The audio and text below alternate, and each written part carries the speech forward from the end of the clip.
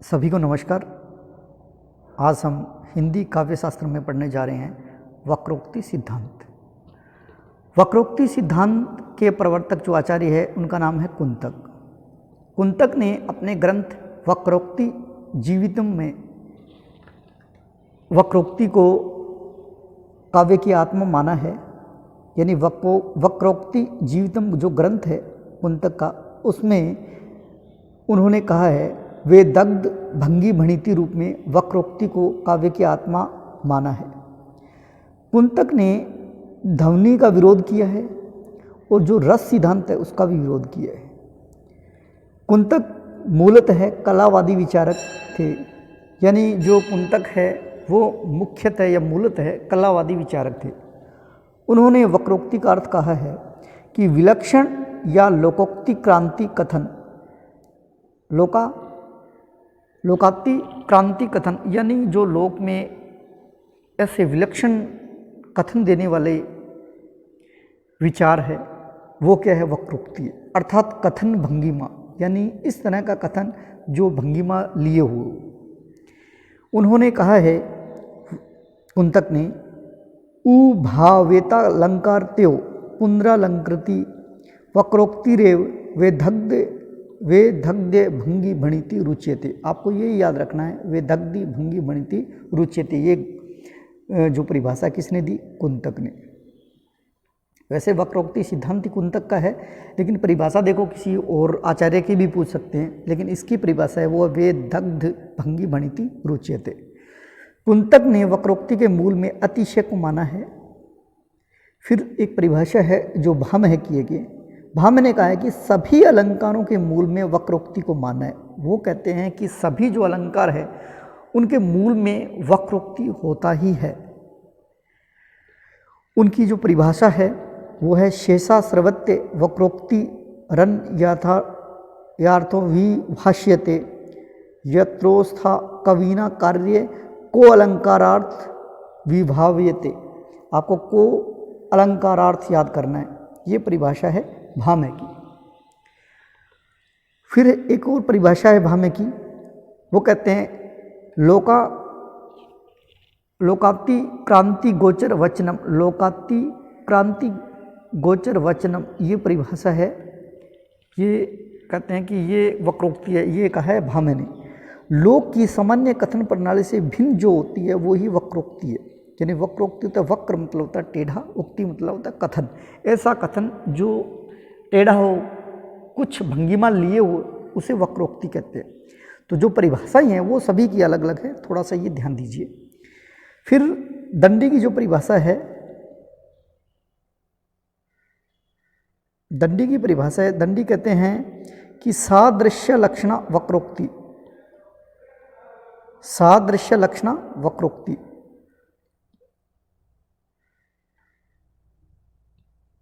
दंडी ने कहा है सादृश्य लक्षणा वक्रोक्ति। सादृश्य पर आधारित लक्षण ही वक्रोक्ति है, ऐसा मानने वाले हैं दंडी। रुद्रट ने वक्रोक्ति को शब्दालंकार मानते हुए दो भेद माने हैं। कौन कौन से? एक तो है श्लेष वक्रोक्ति, एक है काकू वक्रोक्ति। तो आपसे पूछा जाए कि श्लेष वक्रोक्ति और काकू वक्रोक्ति जो माना है वो किस आचार्य ने माना है, वो है रुद्रट ने। आगे बात करते हैं। कुंतक की एक और परिभाषा है, लोकोत्तर चमत्कारी वैचित्र्य सिद्ध में काव्य शेष भाम अलंकार को अप्युपूर्व विधीयते। ये परिभाषा भी कुंतक की है। फिर आचार्य कुंतक ने व्याकरण और काव्य शास्त्र का समन्वित आधार लेके वक्रोक्ति को 6 भेद बताए। यानी वक्रोक्ति के 6 भेद माने गए। तो अभी जो जितने भी प्रश्न बने हैं उसमें परिभाषा ठीक है वक्रोक्ति की, किसकी परिभाषा, भामह जो कुंतक की है वही परिभाषा पूछी है। इसके अलावा वक्रोक्ति के जो भेद है यहाँ से प्रश्न बनते हैं। पिछली जो 2018 वाली आरपीएससी की फर्स्ट ग्रेड जो भर्ती है उसमें इसी में से पूछा गया है कि इसमें से 6 भेद है, उसमें से निम्न में से वक्रोक्ति का भेद नहीं है। तो देखिए जो भेद है ये छः के छः आपको याद होने चाहिए। छः कौन सी है? नंबर 1 है वर्ण विन्यास वक्रता, वर्ण विन्यास वक्रता, दूसरा है पद पूर्वार्ध वक्रता, तीसरा है पद प्राद वक्रता या प्रत्यय वक्रता, चौथा है वस्तु या वाक्य वक्रता, पांचवा है प्रकरण वक्रता और छठा है प्रबंध वक्रता। छठा है प्रबंध वक्रता। इस तरह से जो वक्रोक्ति के 6 भेद माने हैं, वर्ण विन्यास वक्रता, पद पूर्वार्ध वक्रता, उसके बाद में पद प्रार्ध वक्रता यानी प्रत्यय वक्रता, चौथा वस्तु या वाक्य वक्रता और पांचवा प्रकरण और छठा है प्रबंध वक्रता। अब इसी को डिटेल से पढ़ लेते हैं। जैसे पद पहला है वो तो उसी के किसी कोई भेद नहीं है, लेकिन पद पूर्वार्ध के 10 भेद है, पद प्रार्ध के 6 है, वस्तु के 2 है, प्रकरण के 8 है और प्रबंध वक्रता के 6 भेद है। तो इसी में से पहले तो ये याद होना चाहिए कि जो 6 वक्रोक्ति के सिद्धांत या भेद है वो कौन कौन से 6 के 6 हमें याद होने चाहिए। आगे चलते हैं। वक्रोक्ति के जो 6 भेद माने, उन 6 भेदों के उपभेद है वो कौन कौन से। जैसे वर्ण विन्यास वक्रता कहाँ होती है? जो अनुप्रास अलंकार होते हैं, यमक होते हैं, पुनरुक्ति प्रकाश अलंकार है, इन अलंकारों में जो सौंदर्य बोध होता है ना, वहाँ वर्ण विन्यास वक्रता होती है। जैसे वनन में, वागन में बगरियो बसंत है, तो इसमें देखो वह वाले इस तरह के जो अनुप्रास अलंकार है वहाँ आए तो वर्ण विन्यास वक्रता होती है। रो कर सिसक कर कहता मैं करुण कहानी, इसमें भी वर्ण है वो बार बार एक जैसे आ रहे हैं, वहाँ भी वर्ण विन्यास वक्रता है। फिर है पद पूर्वार्ध वक्रता।